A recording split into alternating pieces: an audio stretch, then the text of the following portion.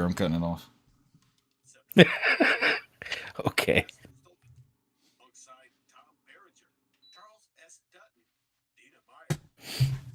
It's cold down here. I got the Hawks on in the background, hopefully muted. Cesar, did they do anything for Trae Young? I didn't catch the very beginning of it. Did you see any of it?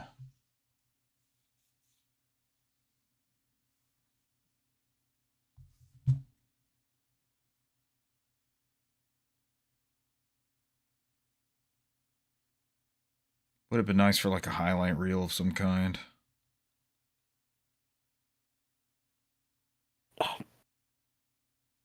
Damn it. Celebrating his years, right? 7 years. Would have been nice for like a highlight reel of some kind. Why is that an option?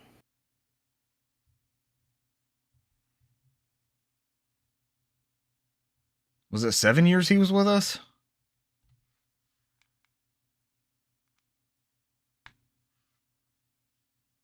$2019? Almost 7?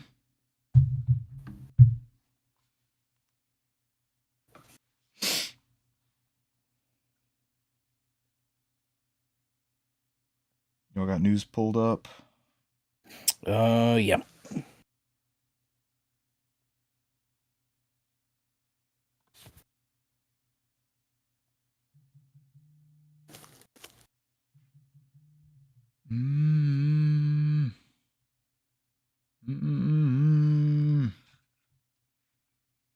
Can't have that up there because it'll nonstop be making noise.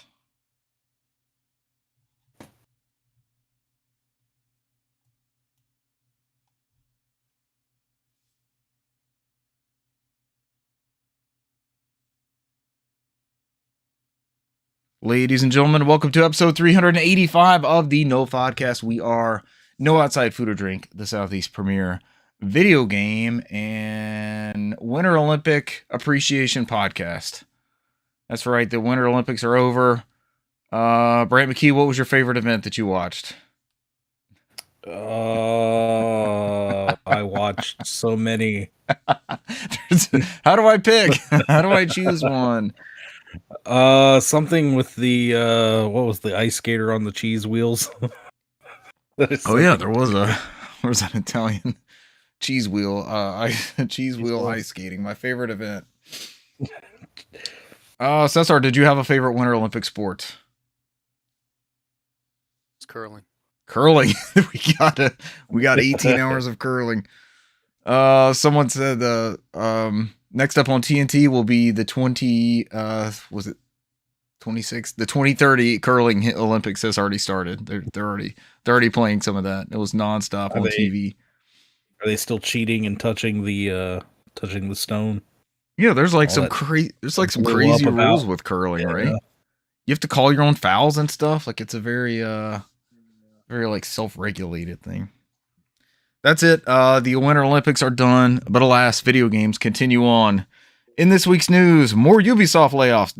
We're going to start off pretty poor with news. This is going to be like downer news to start with. Wait for quite some time. More Ubisoft layoffs. Sega Luminary passes, and Konami Legend as well. There were 2 losses in the industry. We'll discuss their contributions. Sony shuts down Bluepoint. What? What class Pokemon games are heading to the Switch? Question mark. What class? I guess we'll find out. That must have auto-corrected. Oh, classic. It's supposed to be classic. I read that wrong, Brant.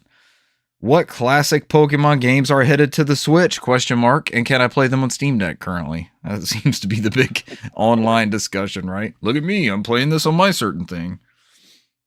People are quick to go to that. I don't know if it's for... I guess people are talking about these Pokemon games. They just want people to look at their pictures. I don't know what the whole chase is there, what the get is. And last but not least, major shakeup in Xbox leadership. I'm one of your hosts, Richard Bergman, joined tonight by Newsmaster Brant McKee. What's up? Brant, welcome. Thanks for building the news. Great job. Only had to add 2 stories this time. I'm kidding. I think Cesar pointed this out. while we were together last week, and I felt like these were important things to throw in there on what is a sour bit of news to begin the week. Also joining us, our resident lore master and soundboard master, Cesar Concepcion II. Cesar, welcome. How are you, sir? Tired. I gotta go to bed here shortly. Hey, man, that's all of us. It's been a long week already. Gotta be up in about 2 or 3 hours here. So. Oh, God. Like pre-midnight, you got to get up? Yeah, I gotta take care of some stuff. I got a project I gotta work on. Holy shit. All right. Let's get going. More Ubisoft layoffs. This comes from... I don't have this one up.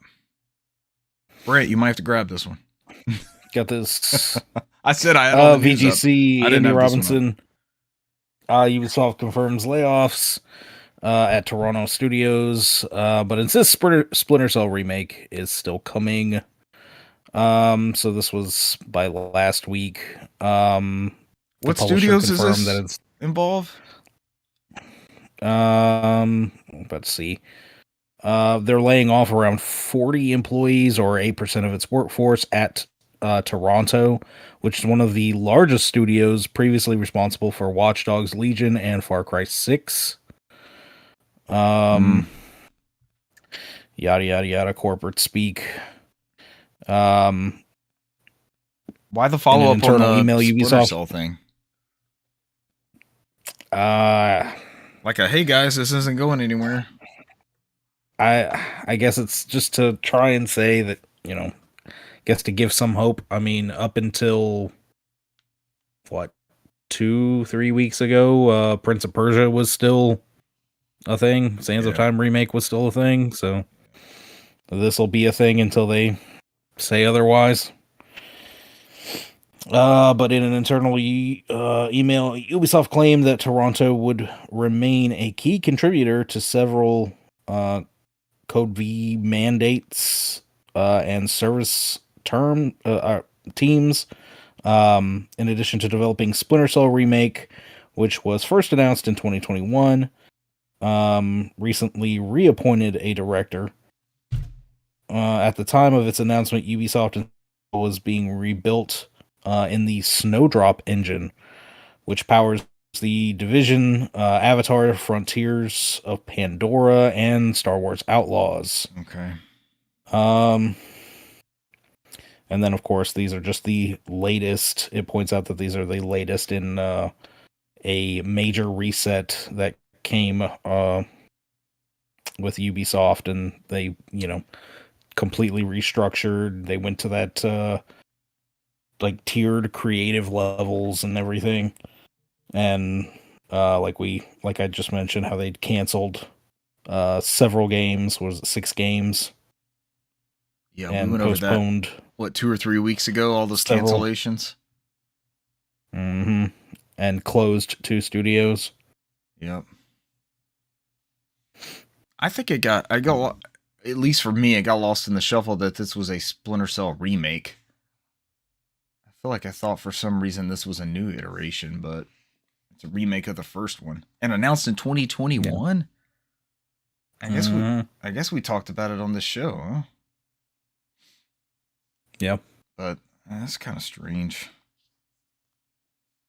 So in the amount of time that they announced this remake and it has yet to come out, we got Splinter Cell Pandora tomorrow, we got Splinter Cell Chaos Theory, we got 3 complete games on the original Xbox, and then followed by PS2 and GameCube. Mm-hmm.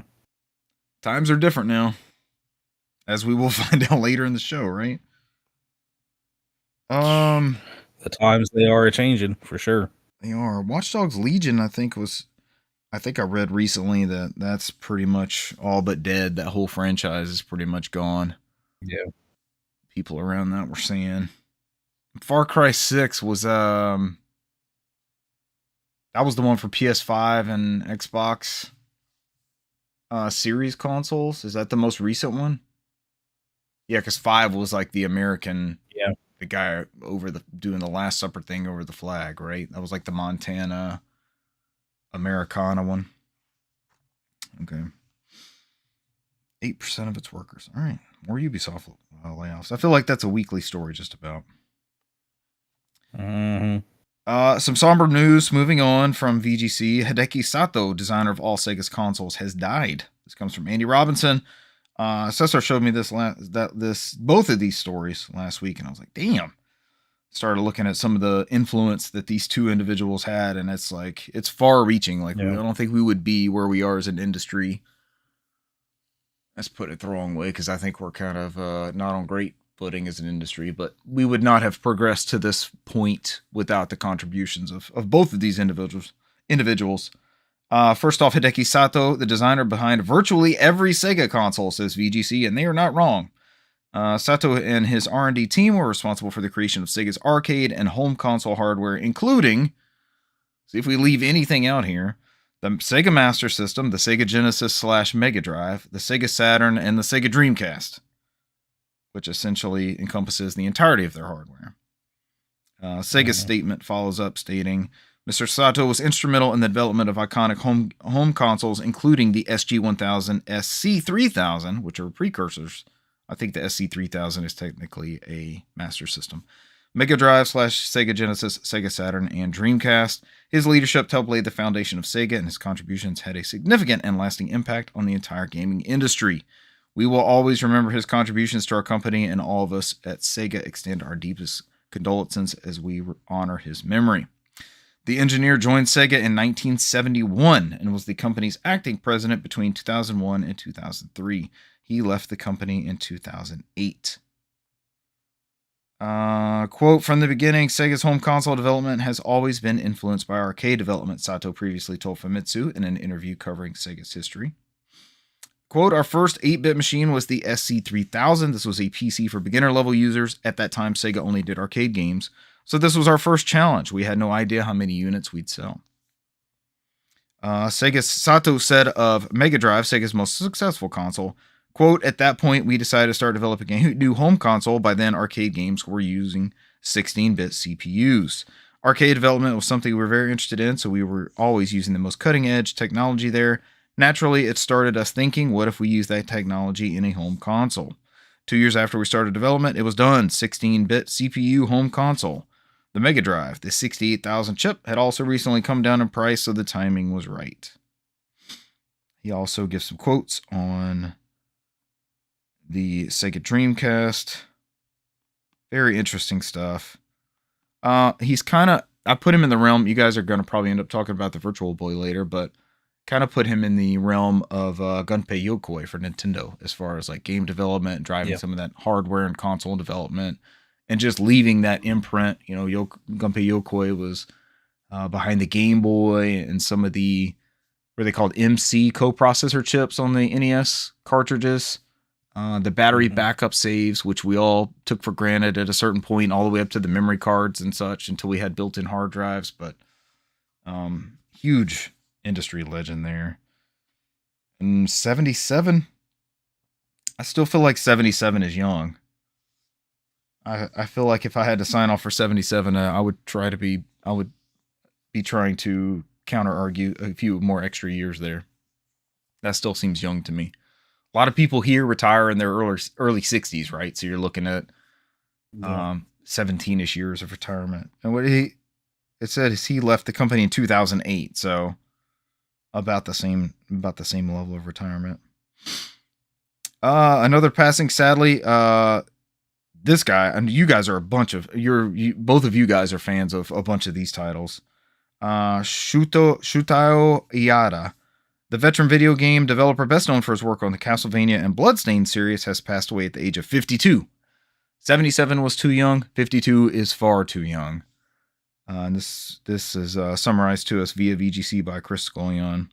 Iada was diagnosed with pancreatic cancer in September 2024 and died on February 10th as a result of the illness. A statement from this family reads, Shutaro, known as the Curry Sage, had been battling illness for some time, passed away on February 10th due to pancreatic cancer, the statement said. In his final personal message posted on his Twitter account 11 days before his passing, Iada wrote, quote, it seems that the limit is near. I can feel myself growing weaker day by day. Please love Bloodstained 2, which will be released in the future in the games that I made. History of his development includes working from Konami from 1996 to 2015, mainly as a programmer first.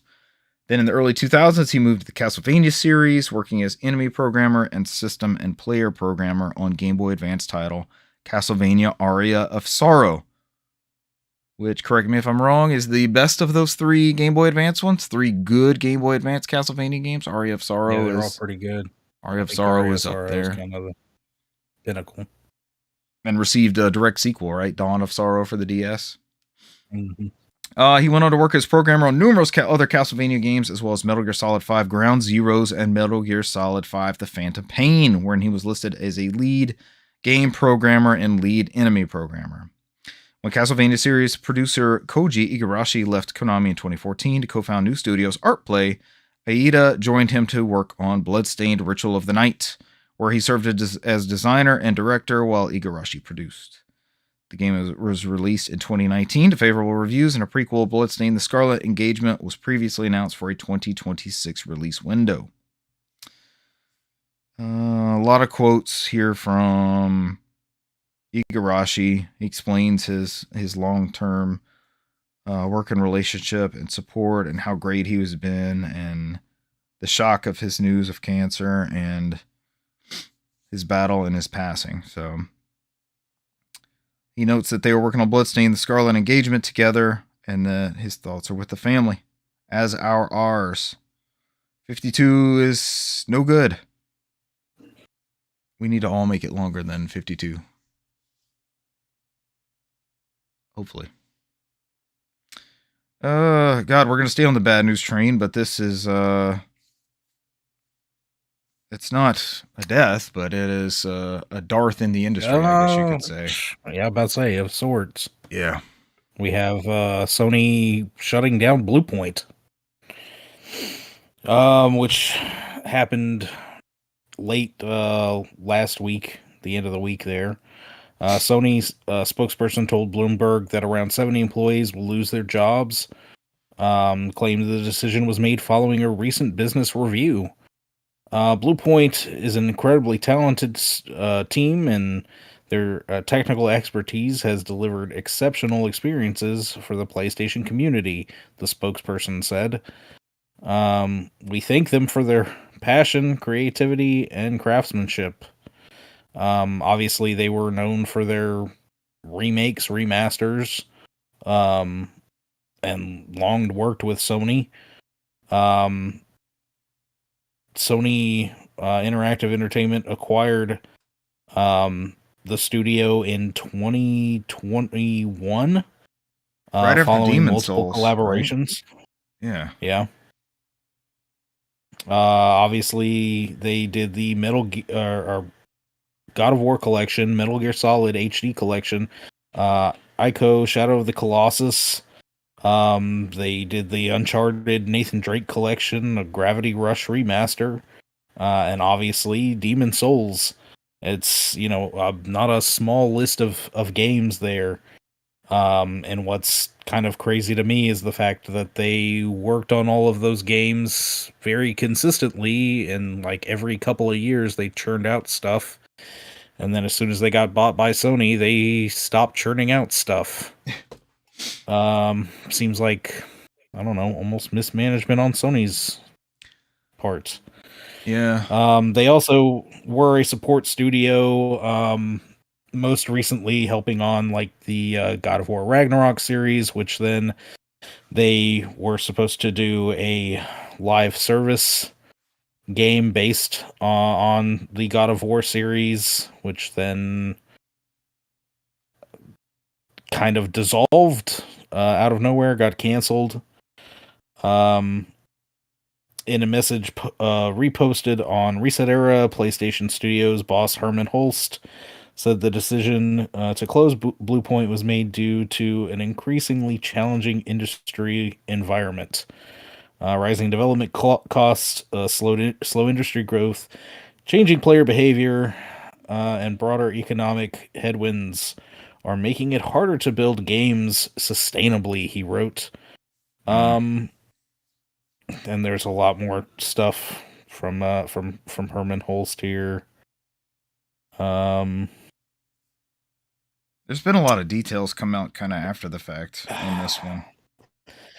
It seems really odd because there's apparently been a lot coming out about basically once they lost the live service game that they consistently tried pitching several more things back to back. I think about 4 games or so, and every single thing they brought up got shot down. Nothing was greenlit. And then people started leaving, right? Wasn't that part of it? People started leaving, like, yeah. You're not going to get us anything, so I'm out of here. We don't know for certain if... It seems like, as far as Sony goes, most of these studios kind of bring to Sony what they want to work on and basically pitch that. And Sony kind of gives it the yay or nay. And, it's not certain if they were the ones that said, looked at the ongoing landscape and said, we really liked this God of War thing. Which they chose. More likely, according to reporting, they picked the God of War live service route. They wanted to do that. They were tired of the remaster, the thing they're known for. They were tired of flexing that technical prowess for like a remake or remaster of those titles with older stuff. I guess catalog. We don't know if like that live service element was something they chose as like, it'll be easier to get a game greenlit as that, or maybe that was Sony like, well, we kind of are looking for a live service push at the time, or what. But even a lot of people, I guess, that had worked on the project eventually kind of were like, we were a little out of our depth. We probably shouldn't have been trying to focus on a live service game because they are a relatively smaller studio. And that live service stuff takes a lot of development, a lot of upkeep. Yeah. So, and it freaking sucks. I mean, we've lost a lot of studios. I mean, it's honestly, with the way things are going, it seems like Bungie is like semi-teetering. There's all sorts of, change-ups that's always happening with everything going on with Marathon. They shut down London studios. We lost Japan studios. This feels like the biggest hit since Japan studios, right? Like Blue Point made a lot of games that we enjoyed. That's the part that hurts about that one. I don't know. I think as time goes on, we'll probably get some more that comes out of this, but I don't know. It just like you said, it was seeing that news come across was a gut punch. It was like, dang, they it's only been a few years and they're just closing them down. So I didn't have an internet connection. Cesar sent it to me and I had to reread it twice. Like, what? Blue Point? Yeah. Why? Like I said, we sure it's not April 1st? Come on, guys. What are we doing? That's what it felt like. Even if it is, it's not funny. Right? I mean, do you think that so the recent trend seems to be for these studios to drop back as different names and kind of reinvent themselves in a different manner? So maybe this opens them up to availability to work with other partners, or I'm not going to say they were mismanaged by Sony, or it feels like that because we wanted more stuff from them, and it was always like, from the outside looking in. Yeah. Yeah. Because for years we had, even like, with they did the Shadow of the Colossus God of War remake, and it was like, oh, that's what they were doing. And then Demon's Souls, when that was like the prize gem of the PS5 launch, right? And that one that's still probably one of the best PS5 exclusives you can play. Yeah. Right, you streamed some of that a couple of years ago. Mm-hmm. But and after that last State of Play, that's kind of what I thought when they splashed up that God of War remaster. They didn't say who was working on it. It's like, oh, well, here we go. That's obviously what they got. Yeah, surely that's what they've got Blue Point working on. Don't call me Shirley. But out of the news of them closing, there was something about one of the games they pitched was a remaster remake that wound up going to another studio, and we have not heard what that game is. It's not been said what that game was. It wasn't the God of War remakes. And the person can't and name like they can't name their source or name the game, right? Right, yeah. Any theories, any hypotheses amongst us what that could possibly be? I mean, one would think at this point, one of the biggest franchises still stuck on PS3 is the Infamous series. Infamous, maybe do a Resistance, Killzone. Yeah, Resistance. You got 3 big ones to pick from. Killzone. Oh, you mean all these franchises Sony has kind of forgotten about? Oh boy, we've bemoaned several times. Yeah, over and over. May the individuals without jobs in March from Blue Point Games land themselves on their feet somewhere. Yeah. This one stings. This one hurts. It does. And then and another story that shouldn't have been controversial. Pokemon Fire Red and Leaf Green are coming to Nintendo Switch. Brant, why is it controversial? They're only $20. I was about to say the games are going to be $20 a piece, and come out after the Pokemon Presents that will air this Friday on February 27th. Do we know what that's about? Is this the main announcement from that Pokemon Presents, or is there going to be other stuff? Most people speculate that they came out and they posted something for some of the mobile games. I think there was something about Pokemon Sleep had something, the Pokemon EX Masters had something, and then they made this Fire Red Leaf Green announcement as well. People are speculating that it's a 25-minute presentation, which is tied for like 2023, I think it was, as the longest Pokemon Presents. They're usually not that long. Oh, it may be stock full of news. People are speculating that they were like, let's put some of this stuff out here so we have the big stuff in the Presents. Yeah. So we'll see this Friday, but supposedly, some pretty big announcements coming in that. The biggest thing is Leaf Green and Fire Red. They're both coming individual, digital, $20 a piece. These are just the games themselves. There's not really any quality of life improvements or enhancements. They will not have rewind features, save states, things like that. There was something about Pokemon Home support when the games went live that was then redacted. It's more than likely probably going to get said maybe in that little presents about home support coming at a later date. The wireless functions, anything that was tied to a link cable is now going to be like local wireless.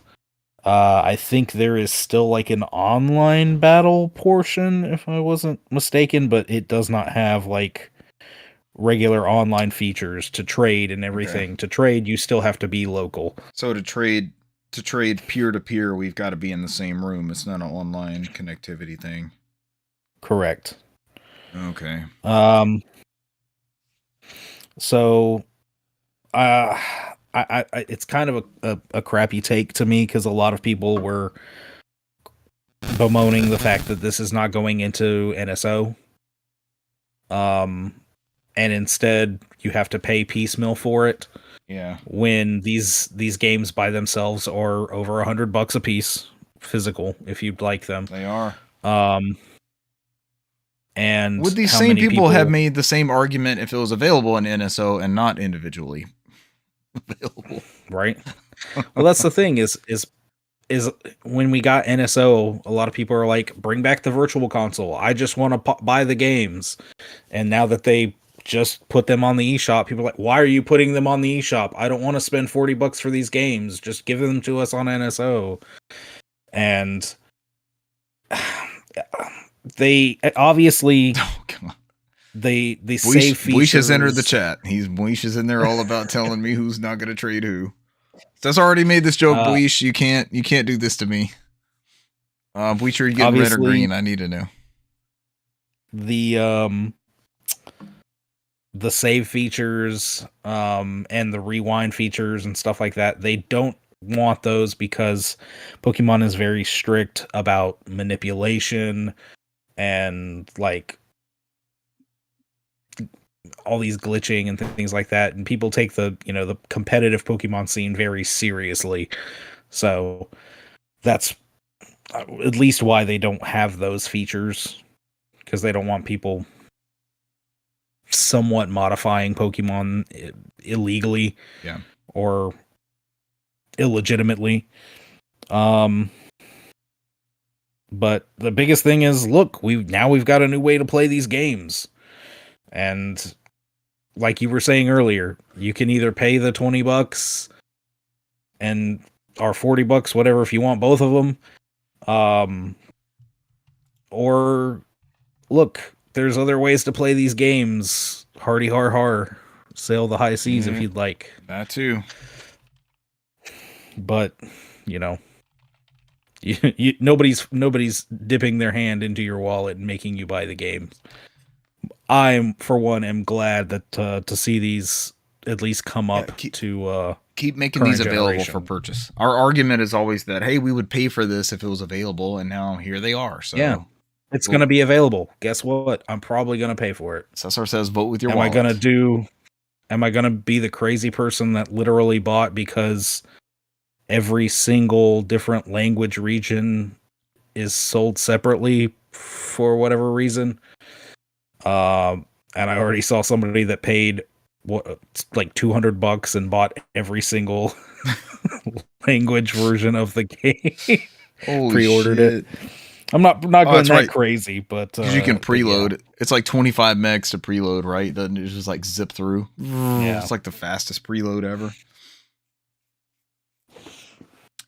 Buish is talking shit about us not trading in the chat, which is fair. I always do the Pokemon thing with him. Buish, the gig is up on this particular title though, because Cesar and I both purchased this game. Cesar, you probably bought it from me all those years ago, right? Didn't we talk about where you might have picked up this copy from? Yeah, I mean, it was your idea that we play this. So there you go, Buish. I played it and we never did anything with it because you never played it. So.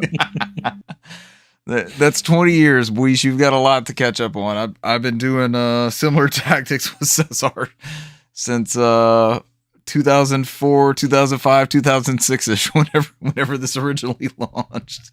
Yeah, I mean the game was never originally on my radar to pay full price, and then here we are.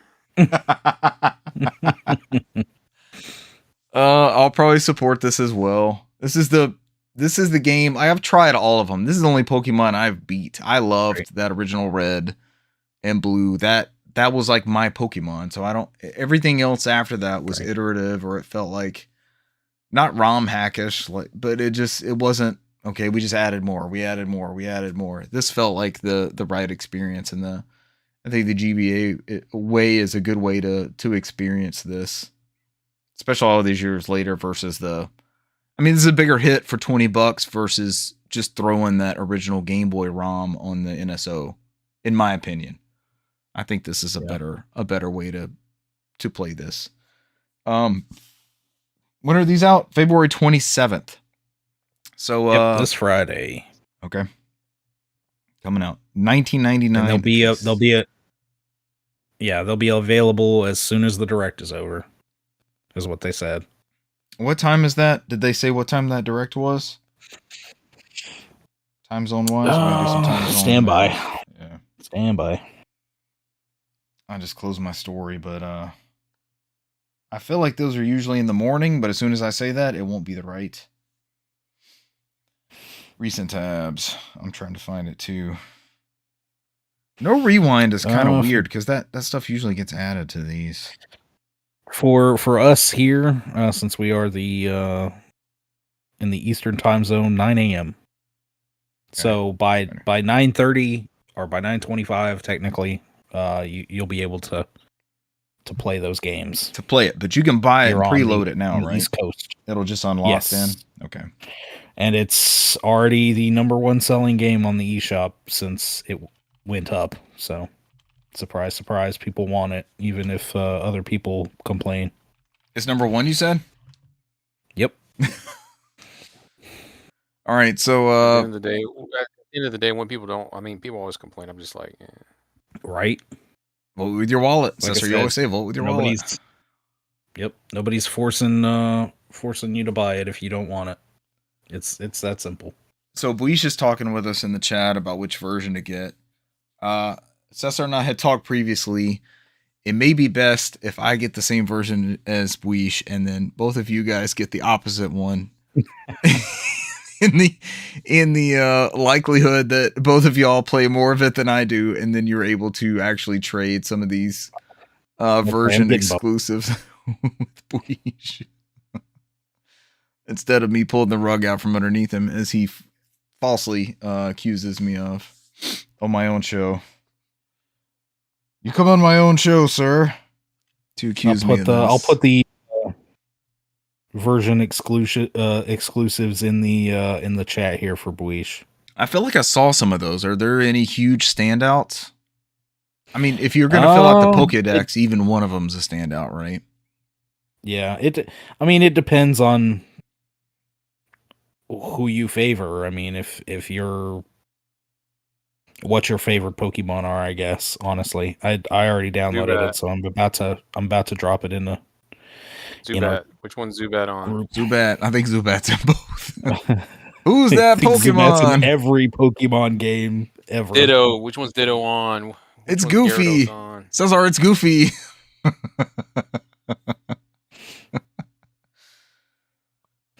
There, it's in our group chat. Buish, check it out. All right, Buish. Buish said "fool me once" in the, in the chat. You know the saying, Buish, fool me twice, never get fooled. Can't get fooled again. That's right. I think he labeled me he labeled me the Professor Oak of the group or something. I think there was some context about me being the professor and not an actual contestant trying to fill out the Pokédex. The person waiting for the Pokédex to get filled out. All right, last but not least, this is going to summarize, I guess, I wouldn't say the downfall of Xbox, but this is a new chapter. This is a very definite page being turned on what is currently an Xbox, which was everything, right? But maybe won't be going in the future. Yeah. That maybe will just be the box. Maybe that's better. I don't know. The everything is an Xbox didn't seem to work. Chris going on at VGC VideoGamesChronicle.com. Huge Xbox shakeup. Phil Spencer retiring. Sarah Bond resigns. Microsoft AI boss becomes new Microsoft gaming CEO. And Xbox Game Studios head. What's that? Sounds like a 1940s newspaper title. Which one? Boss? AI boss? No, that whole thing you said. Huge Xbox shakeup. Phil Spencer retiring. Sarah Bond resigns. He did. Extra. In my head. Read all about it. I see the spinning newspapers. Yeah. Just like Cesar says. Microsoft AI boss becomes new Microsoft gaming CEO.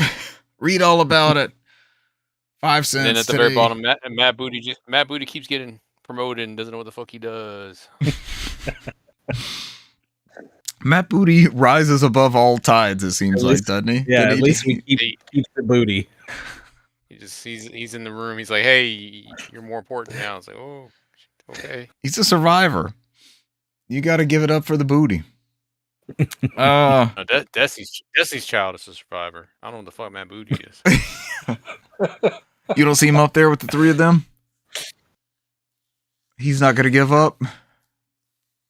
I don't even know what he looks like in the street. I wouldn't even recognize him. Right. You never seen a booty in the street? Never seen Booty walking down the street. Because he could be like literally like, oh, I rode next to that guy in the subway for the last 20 years. I'm not. Just like Never air, know he's it. just there. Cesar, we recently encountered Rod Ferguson, so you never would know when you'll run into a Xbox executive. We did not see Rod Ferguson. We saw a Rod Ferguson lookalike. Again, from Chris Scullion at VGC, Phil Spencer will be replaced by Asha Sharma, who joined Microsoft in 2024 as president of its core AI product, which she describes as, quote, leading the product portfolio for AI models, apps, agents, responsible AI, and developer tools for customers worldwide, end quote. I hate this timeline. And before that, she worked at Instacart. Cesar, please give us a new timeline. We're tired of this one. Please, can we shift over? This is the darkest timeline. You know, Ratchet and Clank, when you're jumping across those rails and like there's a gap up above, or there's a train car and you have to skip across, and I feel like we're just fleeing from the gaps in the train cars. Just give us the open rails, please, God. Xbox president Sarah Bond, who some have assumed was being prepared to succeed Spencer as Microsoft Gaming CEO, has instead reportedly resigned from her role. Xbox Game Studios head Matt Booty will also be promoted to Chief Content Officer, working alongside Sharma.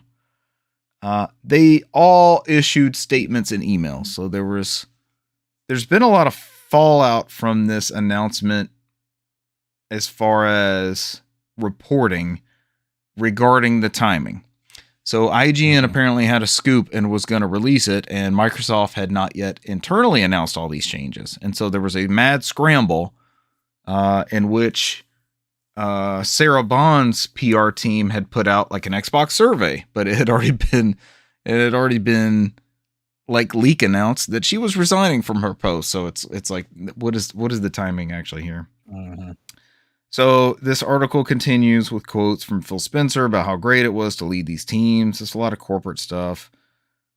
He's excited for Asha Sharma, blah, blah, blah. Sharma also reportedly emailed Microsoft staff explaining her expectations. Quote, "My first job is simple. Understand what makes this product and protect it," she wrote. Sharma said Xbox has to make 3 commitments in order to ensure future success. The first being, quote, great games, end quote. Quote, "Everything begins here," she said. "We must have great games beloved by players before we do anything. Unforgettable character stories that make us feel, innovative gameplay, and creative excellence." It goes on. She's got more quote, but it goes on to say, "I promoted Matt Booty in honor of this commitment." I don't know. The second commitment, according to Sharma, is the, quote, return of Xbox, end quote, while also maintaining the brand's current policy of multi-format releases. Quote, "We will recommit to our core Xbox fans and players, those who have invested with us for the past 25 years, and to the developers who build the expansive universes and experiences that are embraced by players across the world," she explained. I don't even know where to go with summarizing the rest of this. There's been other stuff, like we mentioned, the timing was off on everything. There's been reports of Sarah Bond being not great to work with, but Brant and I were kind of kicking that around pre-show.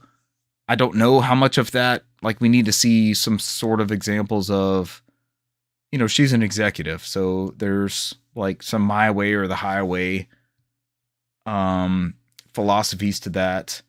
I also brought up when he and I were discussing it, a strong leadership trait in a female can sometimes label her as hard to work with, right? A guy will be, hey, this person's great. They're really leading the vision. They understand what they're doing. They're hard-nosed. They're great at their job. They lead with vision and they know what they're talking about, and everybody has to fall in line, or they're going to make sure everybody's accountable. With a female, sometimes that expectation is skewed to they're hard to work with, or they get labeled something else, and it's that time will tell as far as that goes, and what that working relationship was like. I think this is still very, very early. But overall, it seems like Phil Spencer was driving the everything is an Xbox initiative, right? Get that? It's a blue ocean philosophy. It worked for the Wii, but that was tied to one platform. And then she was the enforcer for driving that business decision. It appears. from everything that we know, we're not insiders. We don't know any of that stuff. We're looking at what's reported and people who would be in the know talking about on Reset Era and reporting to IGN, and people that will talk and kind of mention things that are going on in the inside. But it seems as if internally it wasn't a great strategy as far as most people were concerned. They weren't really too keen on it, and it wasn't really serving the company well. No. I saw one quote that kind of summed it up was Xbox was chasing tomorrow's customers while neglecting today's. At the expense of today's. Which honestly, that's kind of how Xbox has felt. They, you know, the inflation with the cost of our series. We joke about how our series systems have been an investment because technically we could make out pretty decent if we sold them. Yeah. Game Pass has ballooned significantly in price within, you know, the past few months. And they're, you know, went and targeted people that just have smart TVs and maybe an Xbox controller, Fire Stick. Yeah. You know, they were, you know, and us as they weren't really giving you much incentive to actually own the console itself. Yeah. So, you know, they dropped backwards compatibility, and we haven't gotten full games on disc in a very long time. Most of them have been coasters, and yeah, it's been Xbox Game Pass or nothing really.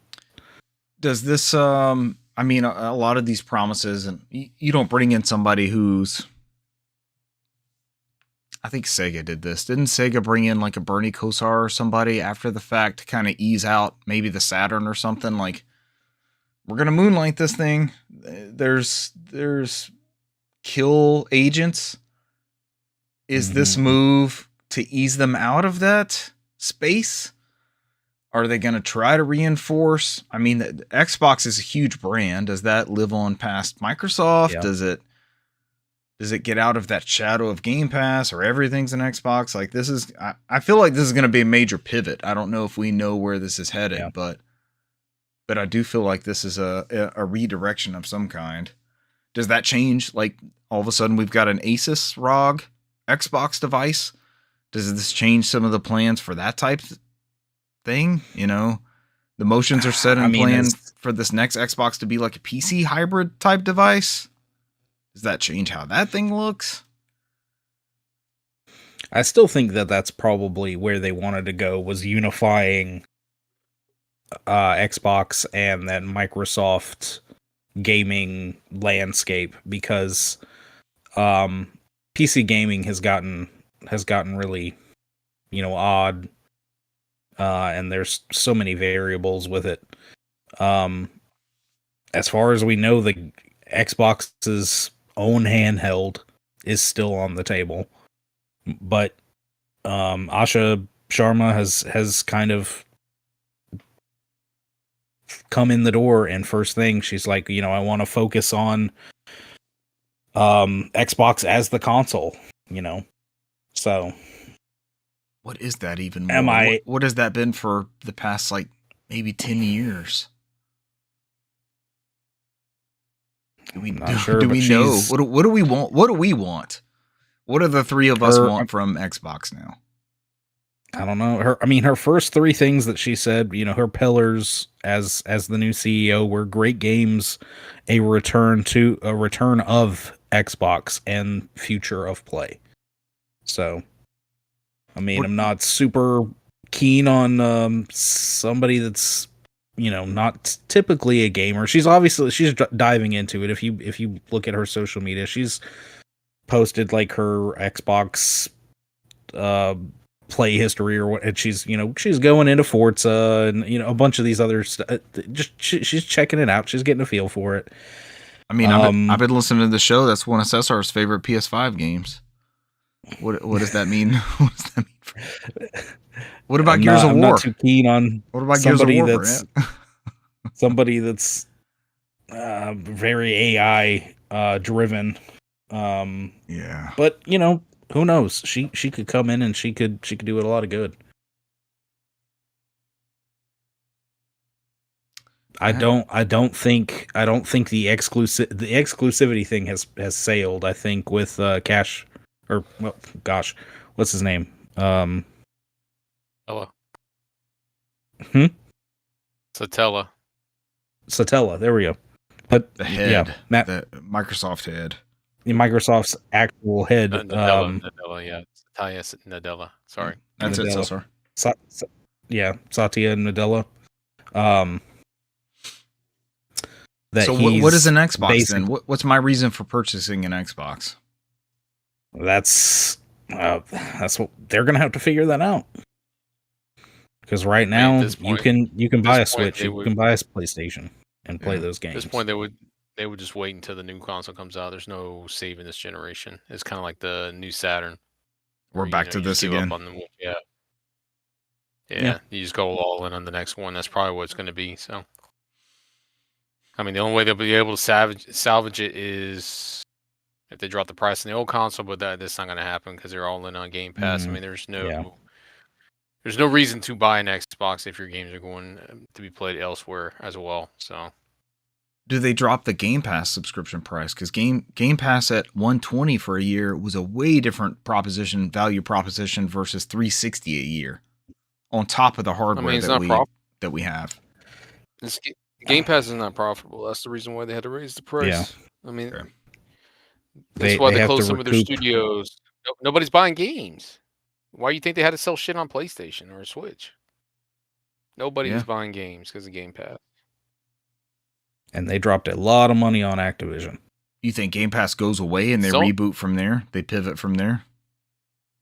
No, I think Sony had the right method. You do it like the movies where you wait a year after your new releases. Let those be physical. Or digital, sell those, and then you tier everything in at certain times, kind of like what Sony does.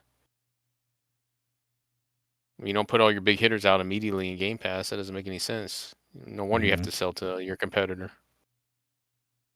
I mean, Cesar's not wrong. PS5, we kind of bemoan the lack of first-party exclusives there, and then they're making bank. It's a very profitable model for them over there on the other side. It works. Yeah, I mean, if Xbox had their shit together, they would have been winning this generation. I mean, we had some great years with our series consoles. A lot of that was free-to-play games. Halo Infinite or Warzone. Yep. So Cesar, you're saying, let's say it's not going to be the Halo Campaign Evolved. It's going to be the next Halo, right? That'll be first on Xbox, and then after a year, come to Game Pass type thing, and then a year come to Switch or Switch 2 or PS5, that sort of thing. You think? I mean, that's what they would need to do, but that ship has sailed already. So, I mean, you already seen that you can make like 3 million copies sold of Forza 5 on PS5. So. Right, you just drop this and go. How do you fix Game Pass then? What does that look like?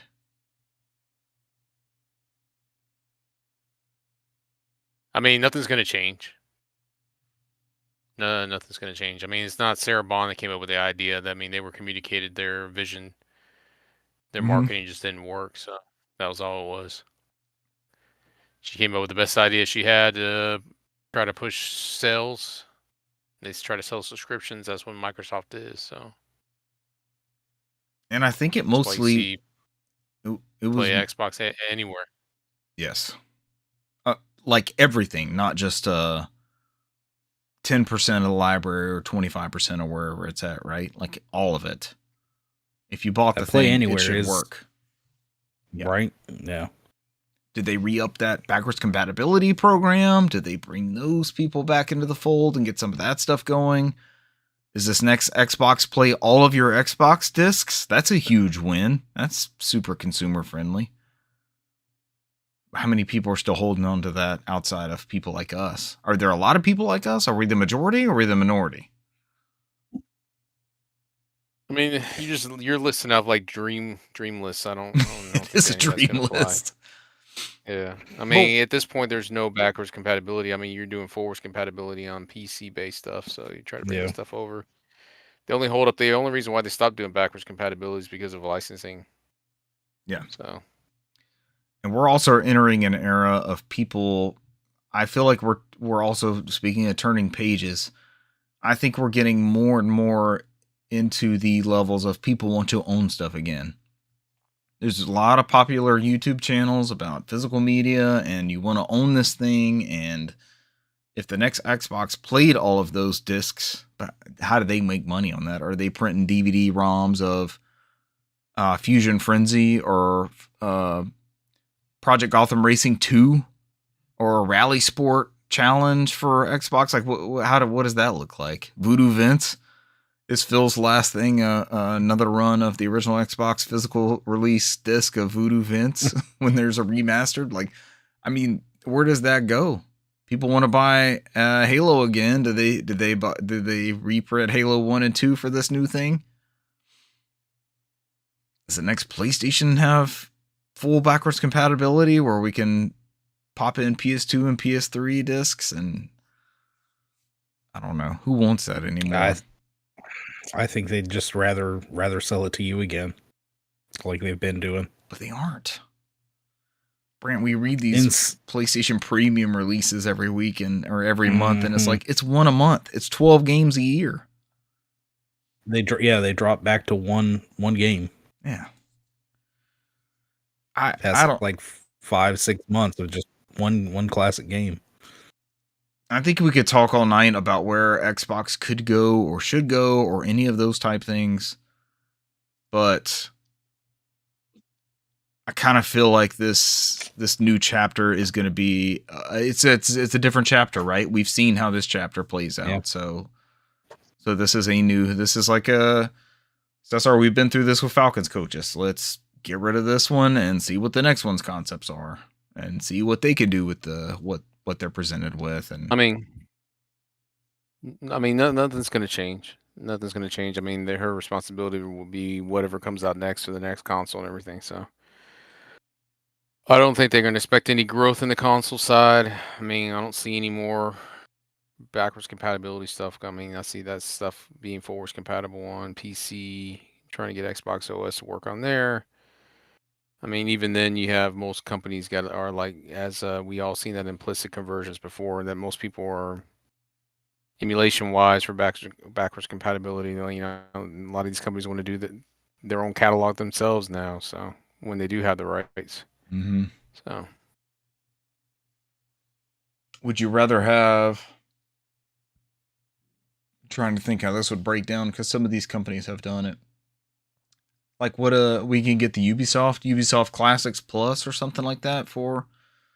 It's an add-on with certain tiers of Game Pass. Are we okay with doing that for some of these like old Splinter Cell games or Activision? I know they're part of Microsoft, but do they make that a tier for the unbeknownst? Like, we're on the end, right? We know that Activision's a part of Microsoft. Does 90% of Xbox gamers, does 75% of Xbox gamers, or would they purchase a Activision upgrade pass for that tier that gets them all the Call of Duty games? Do we then start separating things out that way instead of all-encompassing? I mean, we read what... I mean, that'll never work because you make it super confusing at that point. So yeah. We talked 2 people weeks tend ago. To go away from stuff that is confusing. Yeah, people will leave that. We talked a couple weeks ago about some of the classic. Where was I going with this? Some of the classic Activision stuff may be coming, and what that looked like. So, I guess time will tell.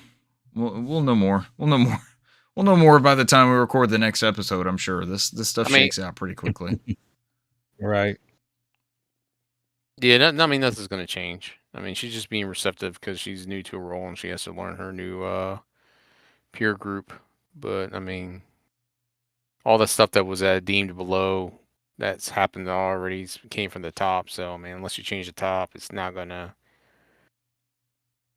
let's change Microsoft CEO or he has a change of heart and nothing's going to change. Yeah. Cesar, do you have any, is there anything like major you would change with Xbox or how you would see the brand going? Or I kind of wish Renee was in the chat. I mean, the brand's Renee already been changed. Renee has some sharp feelings about it. The brand has been changed. I mean, Renee would have just said that they should have kept their games exclusive, but I mean, it doesn't matter at this point. That's what I said. It's too late. That ship has sailed. I don't think it matters.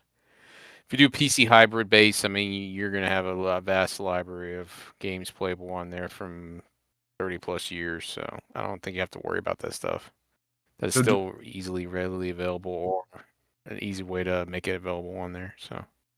So we don't actually care if Xbox as a thing is gone. If there's no physical Xbox, if there's no platform for Xbox, if all that stuff goes away. Let's say it's just a PC downloader like a Rockstar launcher. So all your digital licenses launch on PC that you ever bought on Xbox. Are we good with that? It just goes away in that capacity? That's what it is right now. I mean, there's an Xbox app on it. There's a Windows store. I don't know anything that's any different outside of it just can't play Xbox OS games because it's a separate operating system. Yeah. That's sad. Which is what the backwards compatibility people are working on right now. So to get it up and running on PCs. That's really sad, but that's where we're at, isn't it? No innovation driving, no new features. That's just where it's at. I mean, they may put some stuff in their consoles, but I mean that's what Microsoft does. I mean, they still make Surface Pros, PCs, even though they're not a PC maker. So I mean, that's all it is. They're gonna make a premium product that might have some bells and whistles that you can only do on that product, but you're gonna have to pay a premium price for it. So, but you could also get it on an Acer or a Lenovo or wherever else that you can buy that experience. Yeah, because I mean, using a Windows operating system. I mean, if it works on Windows, I mean that's.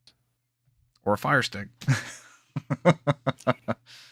They drove us this way. I don't know how they course correct from there. That's where it's at, like Cesar says. I mean, they did the whole Don Matrick thing where they had an idea it's just too advanced for its time. Too soon. They drilled down on that even after trying to course correct. Yeah, it's too soon. I mean, at this point, I mean, it's already been done. So, I mean, you know, the only course correction you can do is just lay off the advertisements and just say, hey, you can do this here now. But don't do a whole campaign on it. But I mean, it's too, like I said, there's nothing that's going to change unless they actually came back and like, okay, we're not making games for competitors anymore. That would be a hell of a pivot. Change Game Pass. Then we're going to change Game Pass. We're going to, we're not going to put all our big hitters on there day one. And this is the type of regime change that would change that, right? They could decide, hey, this is not the course we're going to go anymore. It was not the regime change that's going to change it because you need Microsoft CEO to go away because he's the one that changed it for Phil Spencer. Yeah. So you're changing out the wrong people. These are just underlings. They're just going to be like, hey, just do what I've already asked, but, you know, make more money. Yeah.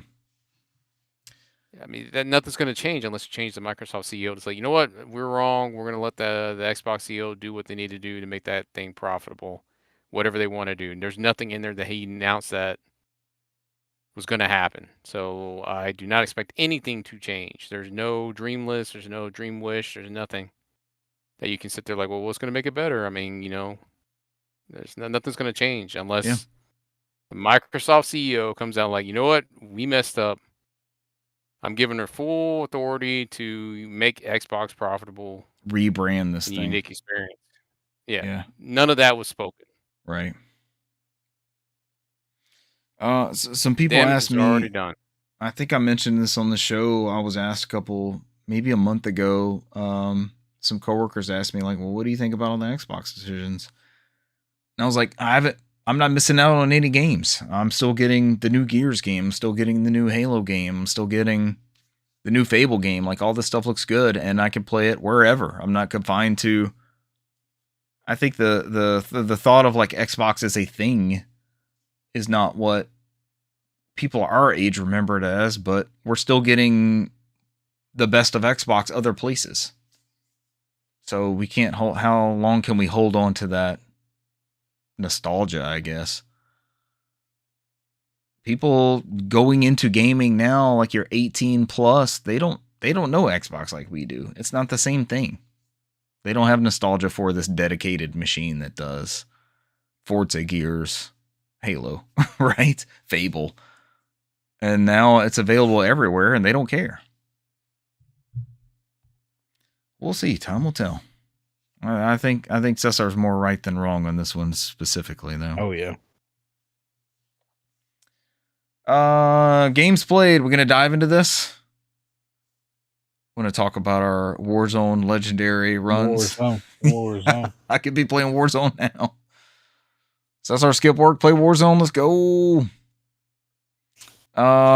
We'll touch on that all together. We played some Warzone last Saturday with friend of the show Buish, and a continuation of the Friday before. We're Warzone gods again. Warzone is awesome. We're playing casual. We lost like 2 matches, maybe. We won so many, and we won like 3 in a row, maybe 4 in a row. Mm-hmm. Warzone is fun in the ways of not just are we winning, but there's moments like, 2 people being out with the final circle closing in and somebody runs out and buys everybody back. I feel like that happened almost every round where we were the people buying teammates back, and just the rush of doing that. We came in second one time we did that. That one still haunts me. I'm like, damn it, I wish we'd won that one. But that would have been like our 4th or 5th win in a row, I think, and we came in second. And it was like, okay, we played this really well.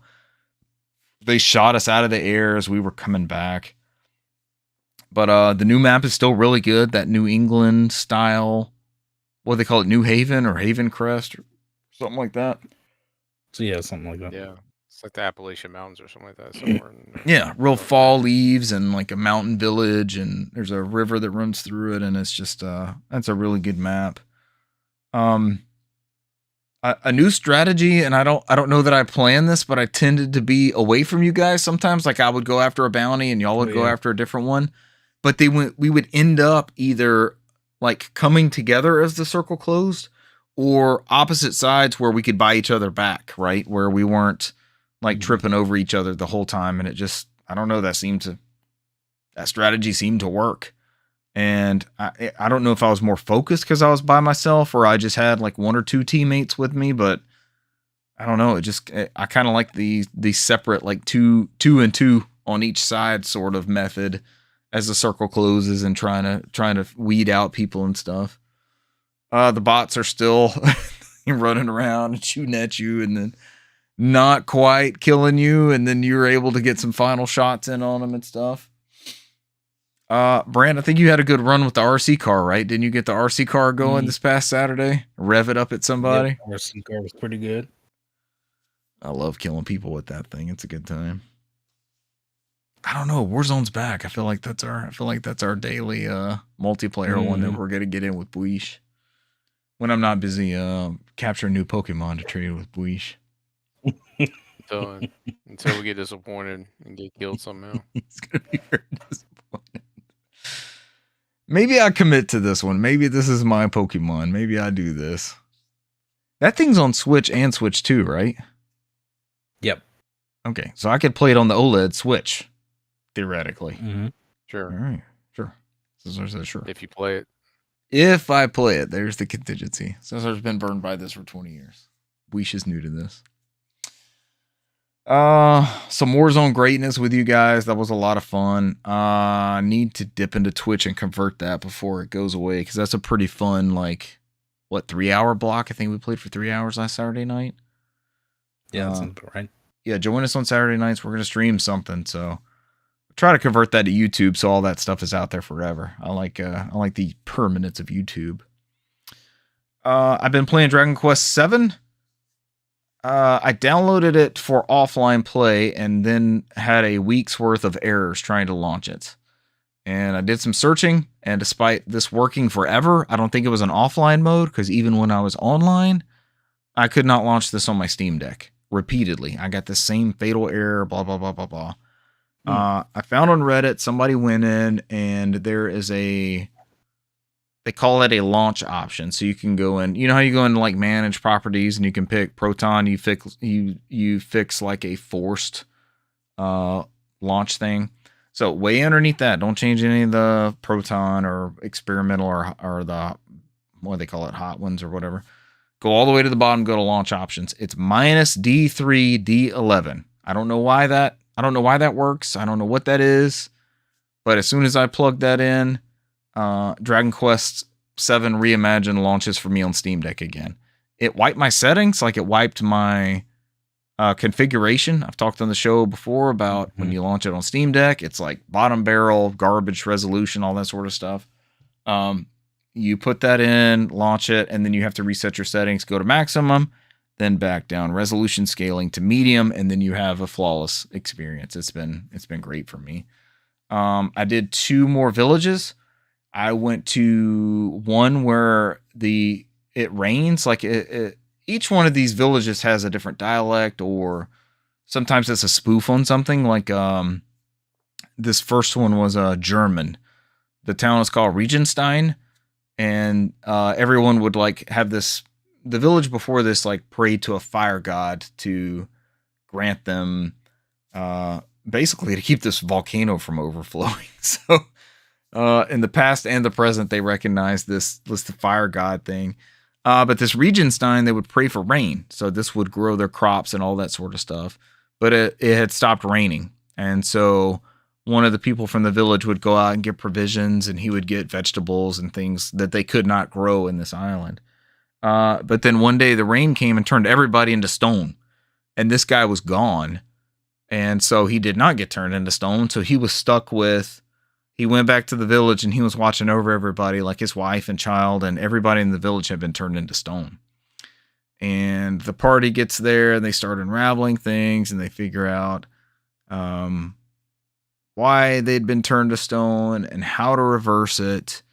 And there was a character that they thought had been turned into stone. It was not. It was underground the whole time. So he was still young. Whereas this older character had been like around when everybody got stuck decades ago.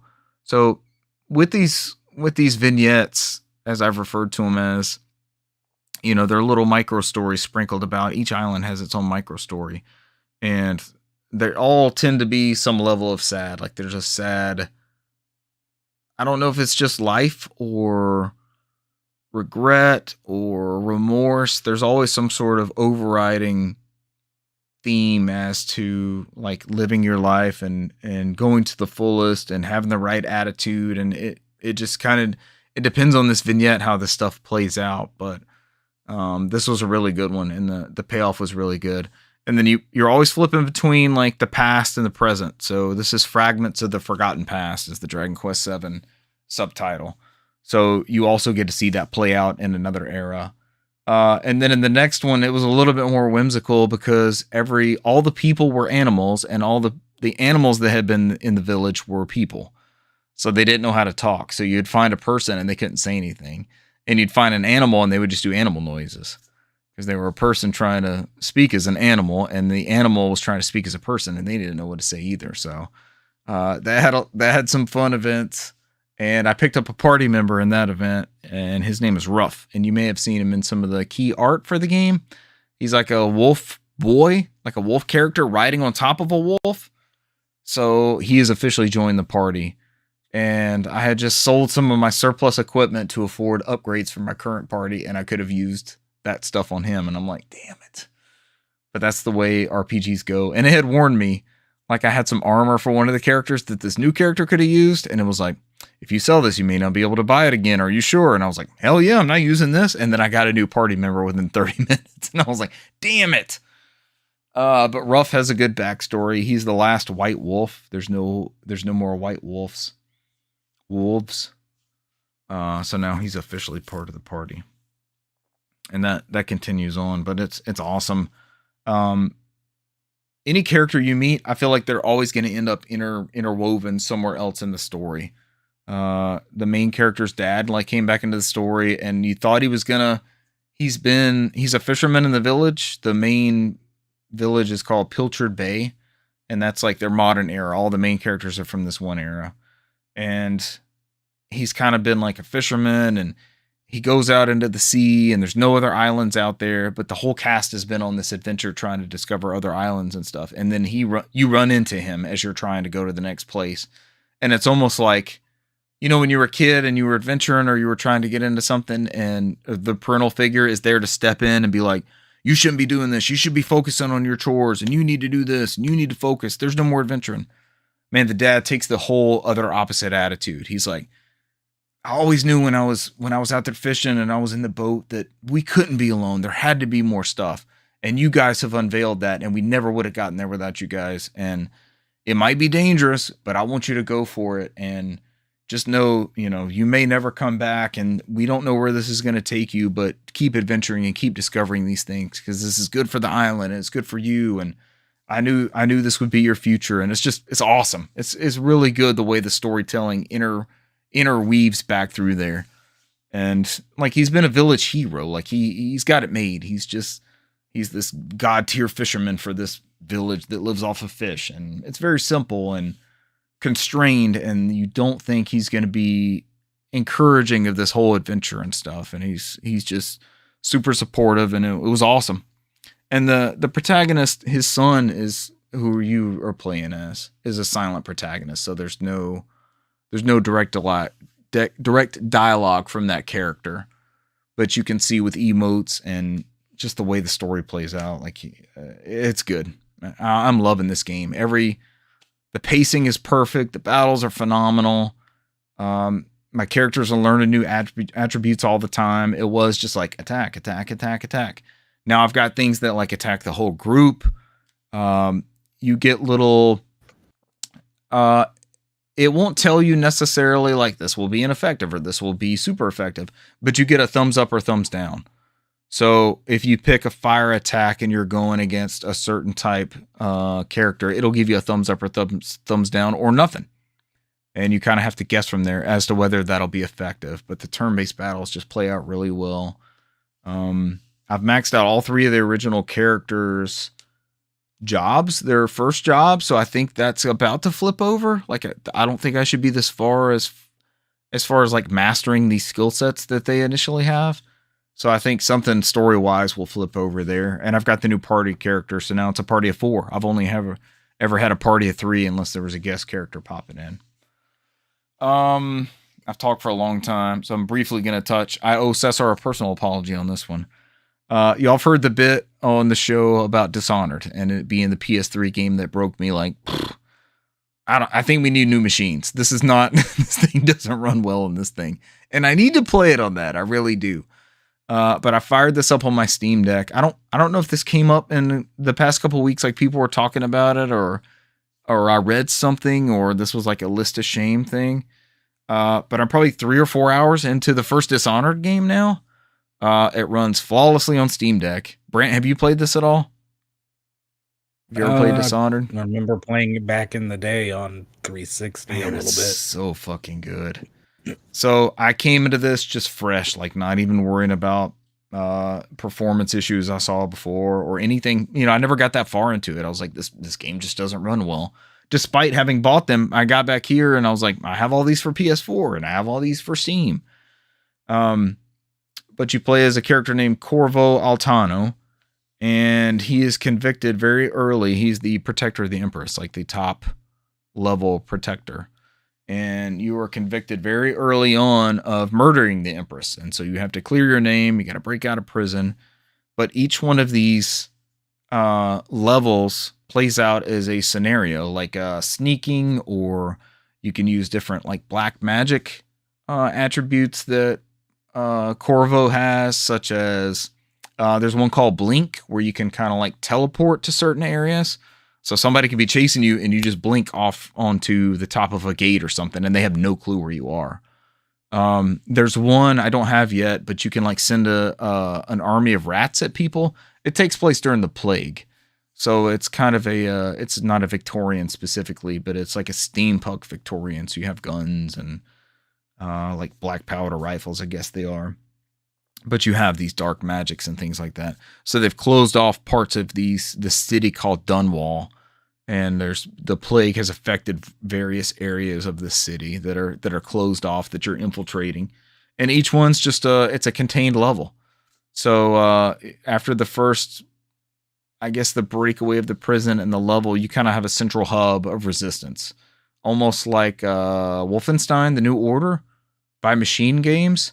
And Cesar playing this, I can see why Indiana Jones and the Great Circle was so high on your list, not only a couple years ago, but in your all-time list, because it plays out very similarly. You have multiple options to go through the levels. You can play with conflict. You can play stealthily. There's just all sorts of things that you can do gameplay-wise. In one of the levels, there's these, they're called wolfhounds, I think. They're these like long-snouted type dogs, and they're in cages, and the goal is to avoid them. But I was above the cages, and I was able to open the cage, and one went to another. They're fighting dogs, like I don't know, like illegal fighting dog rings. But it's a sport in this universe, and they killed each other. So these dogs I was supposed to avoid, when I opened these cages, they met up and they took each other out, and that was that. Like, I didn't have to worry about these enemies anymore. So there's all sorts of hijinks and chaos that you can unleash in these gameplay options. Cesar compared the storytelling to Elder Scrolls, and he's not wrong. There's a lot of similar lore building, and all the characters are interwoven, very, very similar to Dragon Quest. Somebody knows somebody, or they're a brother of somebody. But when the Empress was killed, her daughter was kidnapped, and I'm on the way now to find the daughter. And I did accidentally. I stumbled on where she was, and she's like, Corvo. She's like, follow me. But I'm like, I gotta go kill these other people. My mission here, I wasn't supposed to find you yet. I'm here to kill these other two dudes. But I was given another option. Like, there's multiple ways of going about this. Somebody offered me something. They were like, hey, if you'll go find this and this, I'll take care of those two characters for you. You don't have to assassinate them. But it's so much fun. It's very, very rewarding to set something up and see it play out. Even though, as I told Cesar, it ends up being Metal Gear Solid-esque for me, in which I have this illusions of grandeur of stealth, and then I kill one person stealth-wise, and then I get spotted, and then all hell breaks loose. And I'm cutting and slashing and shooting and doing everything else to try to get out of it. But it's fun in the ways that you can lose people and confuse people, and you can pick up a glass bottle and throw it across the room, and people are like, what? And you see them go off that way. And there's a black magic skill where you can see through walls and kind of see, Metal Gear Solid, you'd have to watch them and kind of see their footsteps and see their patterns. And on the map, they would have like a cone showing their vision. When you see through the walls, you can see their routes, and you can see the vision that they have, like what they're going to look at. You can throw people into dumpsters. You open up a dumpster and throw somebody in there. One of the levels was I could kill somebody that was so there was a bad guy, and I was out there to kill the bad guy. But he was meeting up with someone whose niece was at the base, and she came up to me as I was headed out to the mission. She was like, listen, my uncle's not a bad guy. Please spare him if you can. And so when it came time for the meeting of the uncle and the bad dude, the clearly bad guy, the bad dude was going to poison the uncle with wine. But I snuck into the room beforehand, and I could either switch the poison and poison the uncle and not the bad guy. I could poison both, or I could remove the wine and not poison anybody. So it turned out like I failed the first time.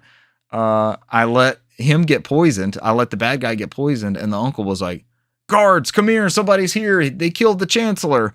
And he hosed me. I had no dialogue option to talk to him, but I got killed because all the guards ran in. So I was like, okay, let me run this back and see what happens.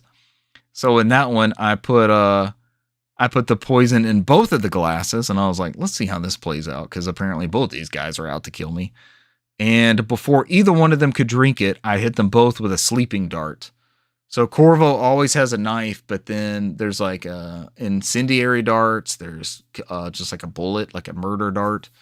And then there's the sleep dart. And I hit both of them and went to sleep. And I'm like, okay, I'm done with this mission. Where do I leave?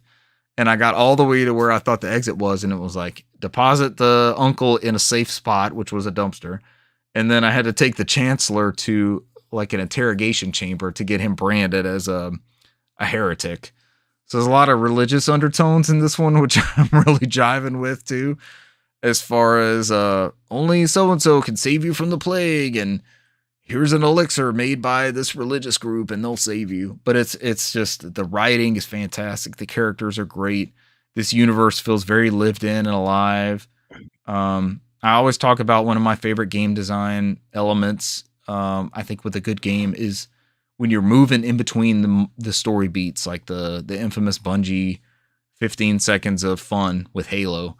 How fun is it to move in between those areas, in between the shootouts and the chaos and the assassinations and all that? And it's fully lived in. There's always stuff to explore and collect, and there's notes hidden around, and there's submissions, and you can kill anybody, you can save anybody. It's just it's awesome, and it feels like something that would really be fresh now, and I can imagine being revelatory when it came out back then, when I poo-pooed on its performance on my sad little PS3. It deserved a better fate. I really want to there needs to be a full redemption arc on this, because I've been crying about this for 13 years now, 12 or 13 years.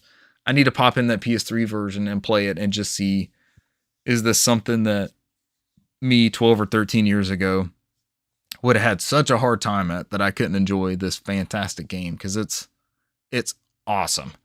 And Cesar, you have been right about this for quite some time. This is a very, very, very good video game.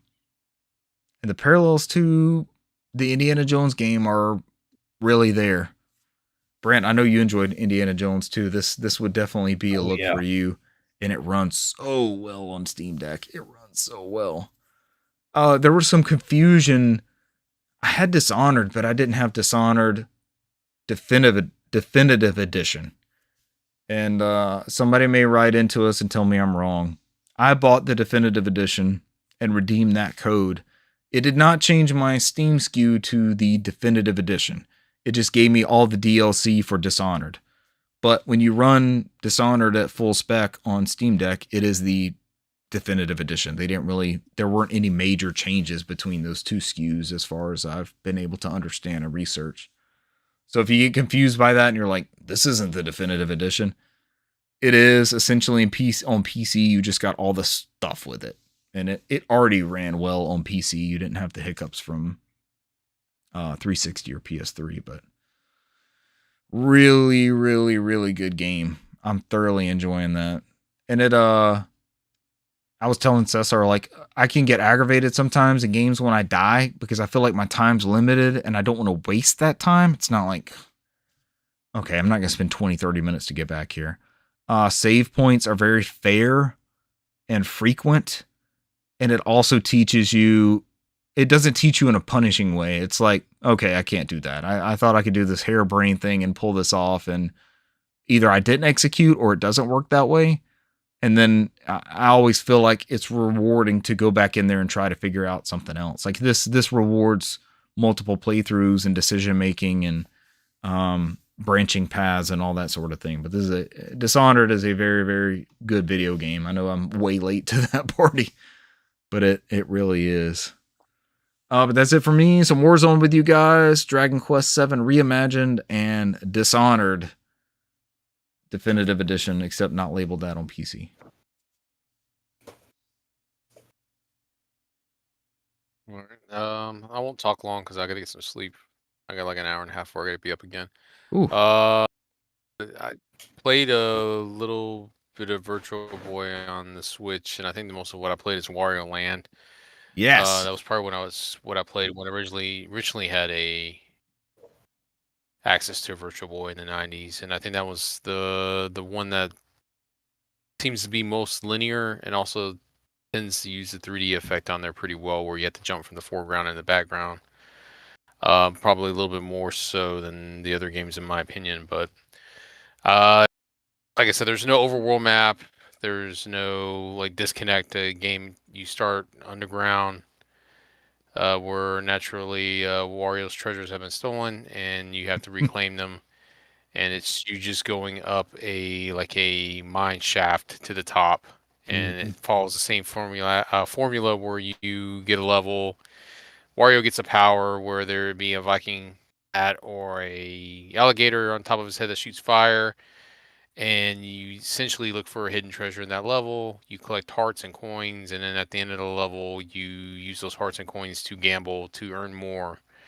And then each one tends to have a multiplier on there, so there's an increase in difficulty of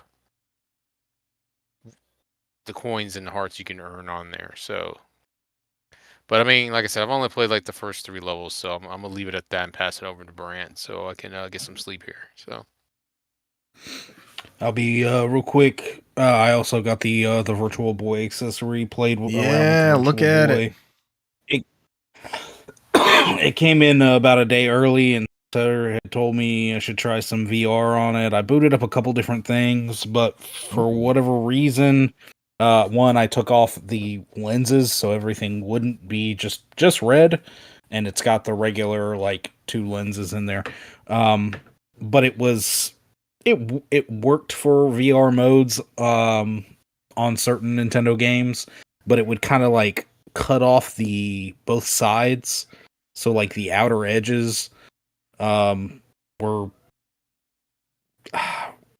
weren't very visible. I could like kind of, lean over to one side and close one eye and look over to that side either way. But it worked great for Virtual Boy stuff. Like Cesar said, I did the same. Wario Land. I mean, Wario Land is the standout Virtual Boy game. Yeah. I have to give it up to TNE Soft. I think they did great with the games they put on there, which is the golf. Is actually a pretty in-depth golf games. The 3D effect is decent. And then I can't remember the other thing. It's basically like Red Alert. There we go. I was about to say it's like Star Fox, but yeah, Red Alert. Is it Red Alert or Red Alarm? Is it Red Alarm? Red Alarm. Red Alarm. You're right. And then also I did some Telero boxing. Did the first couple. That one's a little bit harder to get the exact handle on. I need to look at the controls and see exactly get a little bit better handle on the controls. But it's an interesting little game as well. Like just a VR Super Punch Out kind of deal. And then other than that, I played around a little bit more with my modified 3DS. How would you like to enhance some of those old DS games? Enhance. So there's some easy modifications you can do. One of them is to add widescreen support to a lot of those games, which will bring them to 16 by 10. So for 3D games, it looks amazing. For some of the 2D games, it doesn't look bad. It does stretch 2D images a little bit, but it doesn't make them look funky. In some instances, I'd probably still just leave it at the regular aspect ratio. But definitely for those 3D games, the 16 by 10 looks pretty good, especially on that 3DS.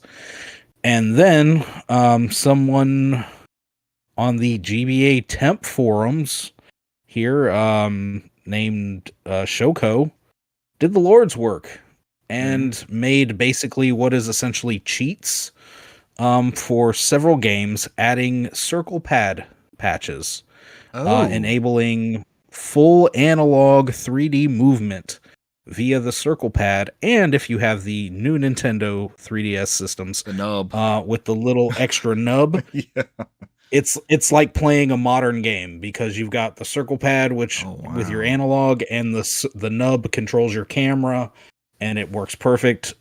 He's got this enabled for several games, including Animal Crossing, a bunch of the Call of Duties, Chibi Robo, Final Fantasies, Golden Sun, Golden Eye, the Kingdom Hearts games, Metroid Prime Hunters makes that game feel really decent. Yeah. Rayman DS, Okamiden, World Ends With You, Star Fox Command, and even the Zeldas.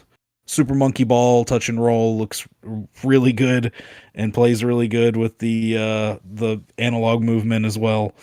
Some games are like full analog, like the Super Mario 64 for the DS. Actually, if you move that circle pad a little bit, your character's gonna start walking. If you go all the way, they're gonna start going into the sprint. Yeah. Other games, it's all or nothing, but you still have that full 360 range of movement, so it really enhances those games. And so I've been playing around a lot with those. Did a little bit of Metroid Prime. Did the Super Mario 64. Did both Kingdom Hearts games, and was going to play around with a few of these other ones. But this is actually, it's a really easy thing to set up, and I think it just kind of brings these games up. Yeah. And kind of makes them feel a little bit more modern. Because using back in the day, clawing your hand around one part of the DS and then having to use the touch screen, and it wasn't the best. It was Nintendo. It was very gimmicky. And back in the day, yeah, it felt cool and it was, something different, but trying to do that now, it's like, man, this feels outdated and this is harder to do. So having that option there is actually really, really cool. Especially those games we're talking about, like Mario 64 DS and Metroid Prime Hunters, like these, they had baked in solutions for that second stick, and they weren't good. Like I was in retail when Metroid Prime Hunters came out, and it was like a pre-order bonus, or it came in the box maybe.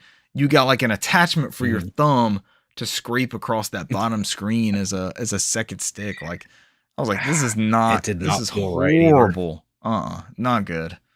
And having full 3D games be locked to that, directional D-pad, just it didn't feel right back in the day. No, it still feels a little odd. Yeah, having that limited movement. So, but other than that, and some Virtual Boy and some Call of Duty, that's all I had time to do. I was recovering myself from an illness, so didn't play a whole lot. That's the late recording for all of us, is a recovery status. All right, gents, is that it for us this week? That is it. All right, ladies and gentlemen, thank you for joining us this week, and we will catch you next week. Bye.